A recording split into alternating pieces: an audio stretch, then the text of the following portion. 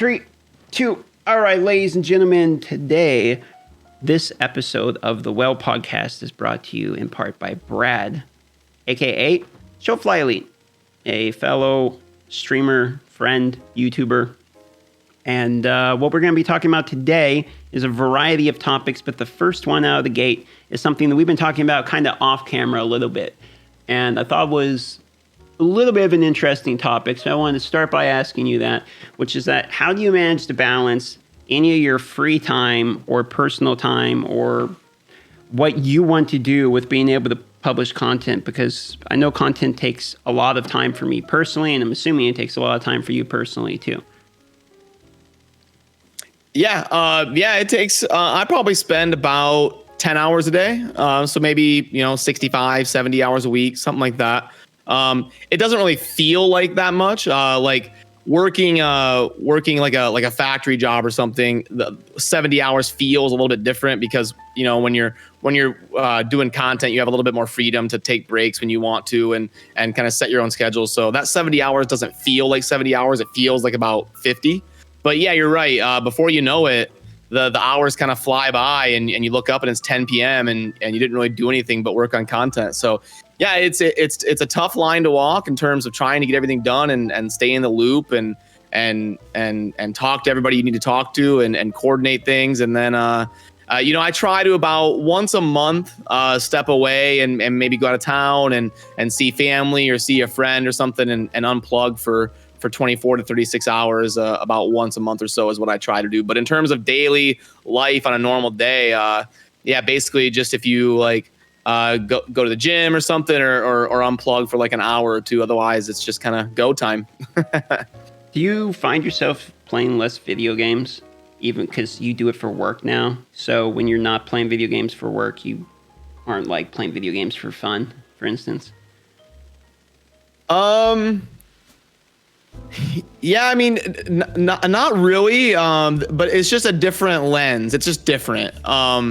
When you're doing something for your job versus doing something for fun, it's not that you don't enjoy it anymore. It's just different. Like if you ask LeBron James, I'm sure he loves playing basketball, but he sees basketball through a different lens than somebody who just goes to the gym and plays with their buddies. Like they both enjoy the game, but one's doing it for their living and one's doing it for entertainment. So they enjoy it in different ways and see it through a different lens. Not that I'm LeBron James. It's just a comparison, but as opposed to doing something for fun. But it's still fun. I still enjoy it. You just see gaming through a different lens when you wake up in the morning and it's something you have to do instead of something that you would do just kind of for fun in your free time.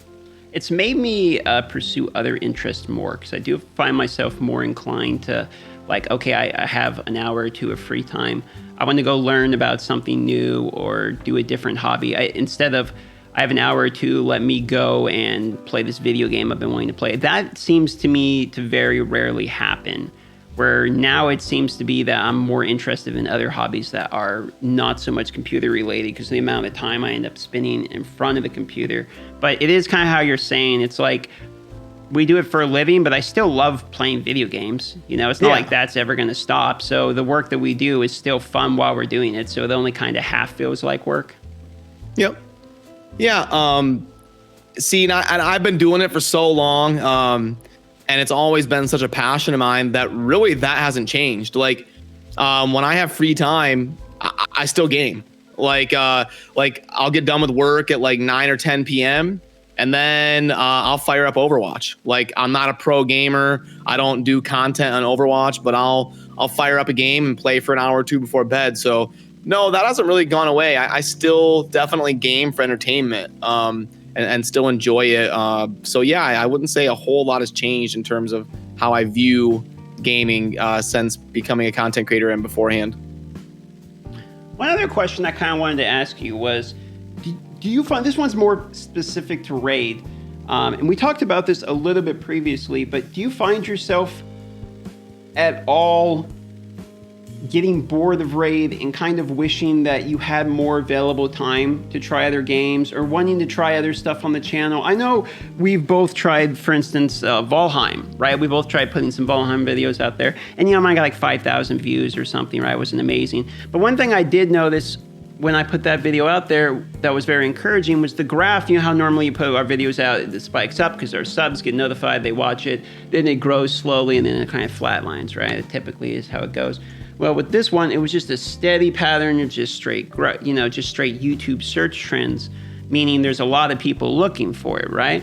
And when I find stuff like that, it makes me want to take a gamble and like, let me try putting 10, 15 videos out in a row of this new thing. But it's so hard to do that because it's like having a business, and then just suddenly changing your entire business model and just testing the waters, Do you ever, I guess the question I'm getting to you with that long ramble is, do you ever feel the urge to try to gamble per se and try a different game, or, really mix it up a little bit?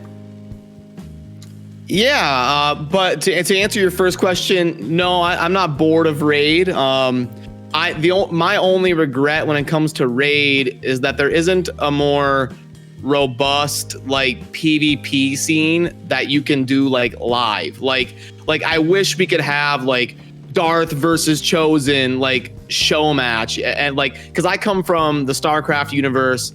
And I just loved that. Like, you could have a show match between like two content creators or two high level players, and then you could turn that into content. You could cast like a best of 7 series. You could have a prize pool. Like you see, I'm always trying to host events and competitions. That's the only thing that doesn't make Raid as fresh for me as it would be. I wish they would have a way to like do a best of 5 arena match versus somebody or something, and then it would have everything I want in a game. But yeah, so it's still fun for me. I still enjoy streaming it, but I think like you said when you quit Raid that one time, is at this point, Raid is just a vessel for me to interact with the community. Like, it's 90% wanting to interact with people and 10% about Raid at this point. And then to answer your second question, yeah, we're doing this for a living. We're kind of forced. We don't want to end up failing, so we're kind of forced to do what's gonna be successful enough for us to pay the bills. But yeah, I do. I think sometimes I wish it'd be fun to maybe be able to do like a random Overwatch video or dabble into other stuff. But you really gotta dedicate your time to what's gonna let you be successful in the industry that you're doing. So yeah, it's a tough line to walk in terms of balancing work and play in terms of what you're gonna cover. Yeah, the one thing I've been wanting to do in order to be able to kind of walk that line a little better was I was hoping to kind of be able to have that second channel, where you can just kind of throw whatever you want. The second channel I really use as like a pet project more than anything.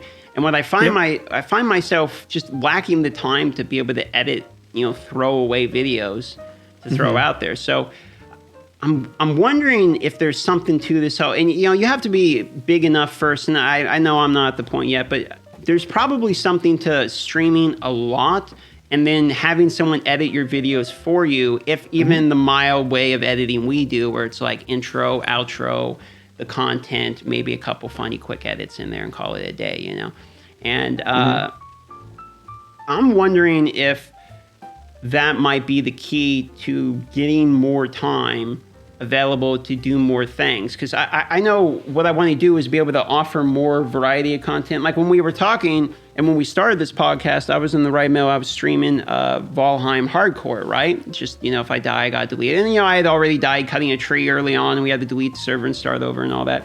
And it's fun to be able to do something that gives you the ability to showcase something on your channel other than just, the same thing over and over again. Even if it's just mobile games, or it gives you the ability to kind of edit something a little different or have a little bit more personality. And, that's really kind of what I think I miss a little bit about the YouTube, is being able to kind of mix it up a little bit. And I guess that's what streaming's for, really. Yeah, streaming's more of a hangout, and YouTube's more of a production. It's more kind of, YouTube's more business, and Twitch is more just chilling, kind of. I'd agree. And it seems like, so I'm going to ask you one other question too, which is that we both know that Diablo's coming, and you've been a big Diablo guy, okay?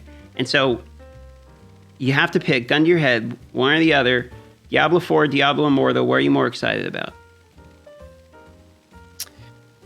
Diablo 4. Okay, and that's because you want to be able to play it on the PC, correct? Yep. I'm in the minority here. I got yelled at on Reddit by hundreds of people when I said that I was upset about Blizzard not having a client like Genshin Impact and like Plarium Play for Diablo Immortal, because, like, in my opinion, and maybe I'm biased because I'm a content creator, but you can create better content, you can play the game more smooth, and then you have the choice between the mobile device or the PC. And I guess you still do with BlueStacks, but in my experience using emulators, it's like 75% as smooth, and it makes it hard to enjoy the game as much when you're kind of emulating it, and you don't have as much freedom. And I just wonder about the long-term viability of an RPG where you're grinding, but it's manual. So like on Raid, you can just load up energy and go. But I just question the long-term viability of people like holding devices and farming XP with their thumbs for 8 hours. I hope I'm wrong. I love Diablo, and I hope Immortal and Diablo 4 and Remastered, I hope all three of them are amazing successes. Just my honest opinion is I'm a little bit skeptical about Immortal because of those couple reasons, but I could be wrong, and maybe it'll be amazing. And thus, if you ask me that question, I would say I lean towards Diablo 4. So that's a pretty good answer. You went into detail. The Diablo Immortal thing where you're talking about it needs a PC client, I would agree. There's a few reasons why. Is that one, it was obviously a success with Plarium Play. You know, I mean, it's a good client. You can't really argue that point. It's also, it's been good clients in Genshin Impact as well. Like, the game's way smoother on Genshin Impact. And like you're saying, Genshin Impact is a manual game. There's no auto. You have to, like, play the game. And playing that on your thumbs hurts after a while because it's an action game and you're actually playing it, much like Diablo is going to be. There's going to be a lot of clicking, okay? The other part is there's this weird amount of people that I'm probably one of them, to be honest, that just honestly like the way mobile games are, that want to play mobile games. You know, they like the mobile games, they like the grind or whatever, and they're going to want to play their favorite game on the PC when they get home. Diablo Immortal might be their favorite PC game. They also might spend a lot of money in it or be really invested in it, and then just that's their main game. And so they're stuck as their main game. As somebody who plays a lot of PC games or something only on the phone is a bummer. So completely agree with you there. I have one thing I would say, which is that so old school RuneScape is a great example of a game that's an RPG. It's an MMORPG, sort of like Diablo Immortal is kind of going to be, right? And it is all manual and really long, tons of grinding, takes a long time, and people do it. But like you're saying, it has a PC client. It started on PC, then, you know, went to mobile the other way, where you could use it on mobile, and the mobile has been a huge success. People use it all the time. Like Minecraft. Minecraft did that. Exactly. Yeah, like, you know, like mini games that started on PC, but it's cross-platform. You know, you can log on the same account and all that on anything, and it's been a huge. And that's success. a big deal. That, in my opinion, that's the future of gaming: is PC client on a mobile game, cross-platform progression. Oh, I agree. I mean, it's worked well on every game I've seen that does it for the most part, that didn't have like server-related issues. And plus, a lot of people don't have the same platform, or some people only play on phone, only play mobile, and some people only play PC, but yet you're both friends and you want to play with it together, you know? So if you have word of mouth from the guy that's playing on the PC, hey, do you play this game, Genshin Impact? No, I don't. What is it? Well, it's a phone-only game. It's like, I only play PC, you know, or vice versa. I only play iPad. Well, it's on the iPad, you know. So that is kind of a big. Yeah, you can keep your player base together and interacting instead of being segmented. So speaking of kind of like how they're handling things, I want to ask you. This segue is terrible, okay? But I want to ask you about the Raid 2nd anniversary celebration that's going on right now. So we were just talking about this right before we started recording, which was that the first one was what you get: Void Shard, Million Silver. I mean, it's pretty generous. 5-star chicken. Was that a book too? I don't remember. It's a legendary book. Million Silver, 5-star chicken, legendary book, Void Shard. And then my account that was level 13, it got a rare book and an epic book is what it got. And then I think some silver or something. But so we're supposed to be getting from March 1st until March 15th. Chance to earn fragments of some characters. It only looks like it's like 5 fragments or something. So if you missed like one, it looks like it'll finish up one of like each, is what I'm kind of seeing here. But we get 5 days of gratitude. So that's kind of cool. Unexpected. I mean, maybe it's unexpected just because I don't read anything in the Discord anymore, and they've been mentioning this for a while. I don't know. But 5 days of gratitude. Hopefully we end with a sacred or something. I know, did you see that leaked video that was out there somewhere where they had the the sacred plus 1,000 energy plus 500,000 silver or something like that. That was like a return bonus is what they called. It's called like a returning bonus or something. I don't know. I did not see that. No.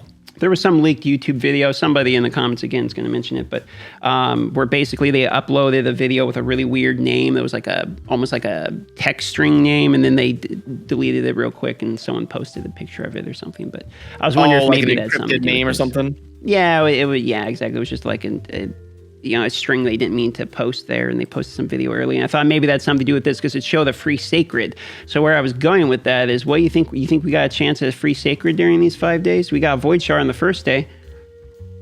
Yeah, I think so. Yeah, I that would be. I mean, day one. That's a pretty good start. I plugged it in my offer calculator, and it was about equivalent to like a $10 offer that you would buy. Like 1 legendary book, 1 million silver, a 5-star chicken, and a void shard is worth, about $10 in accordance to their typical offers in the game. So yeah, I mean, if they're starting there, you would think they wouldn't come out with their biggest bullet on day one and then upset people by going backwards from there. So yeah, I think we have a good chance of getting something that's worth up closer to like $20, like a sacred shard and 5 million silver and 1,000 energy or something. I could see it happening. That could be nice. The one thing I'm hoping for the most is actually just an epic book, to be honest with you. One epic book finishes Miscreate Monster, and I'm ready to be done.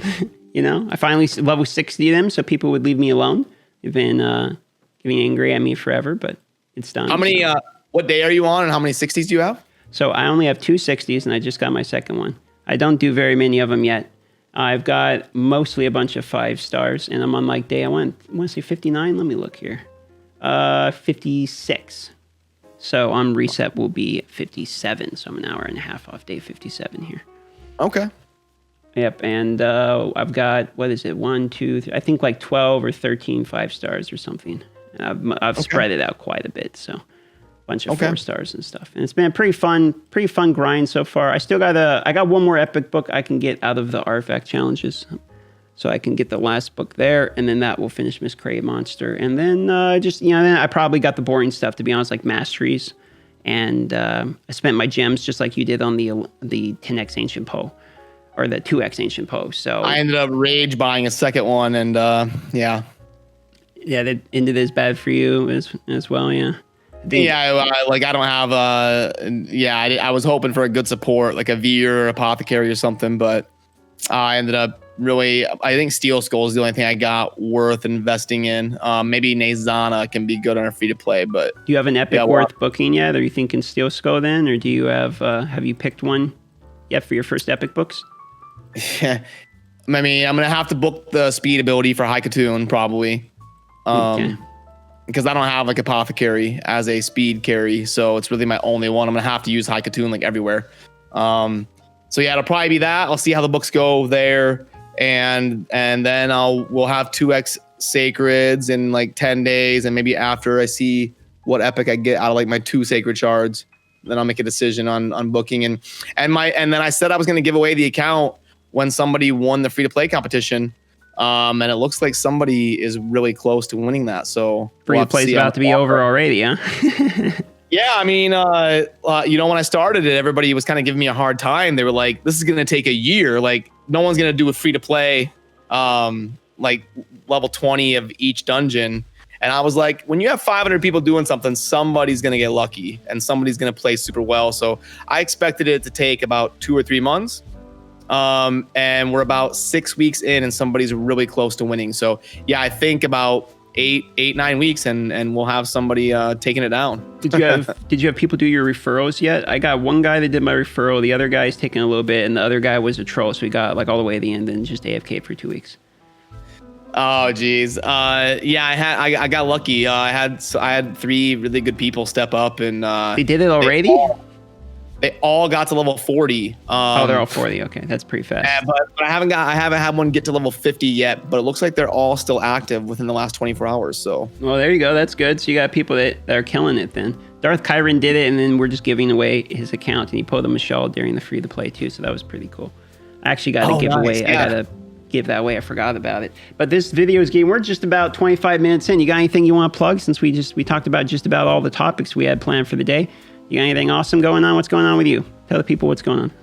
No, I mean, I guess the biggest thing going on is just the free to play competition about to end, and it's going to be exciting to they're going to win $1,000 cash, boom, and then I'm going to try to interview them about how they won and their thought process and everything, and then we'll pay them their $1,000, and then we'll start figuring out 2nd through 5th to get the other prize money distributed, and then we'll start thinking about a new competition. So yeah, that's really the only thing crazy as of right now. So yeah, just thanks for having me on. It's always fun to touch base. Thanks for coming to the first episode of the DM Well podcast, remastered, revamped, resurrected. I don't know. Resurrected. Yeah, whatever. Right. So thanks for coming, man. And if you guys want to know what he's talking about with the $1,000 prize and all that, you can go over to his channel, catch him there. Chofly Elite is the name. Thanks for coming, Brad. We appreciate having you. Subscribe to this channel if you want to see me ever again. We love you, and bye-bye. Say bye-bye to people.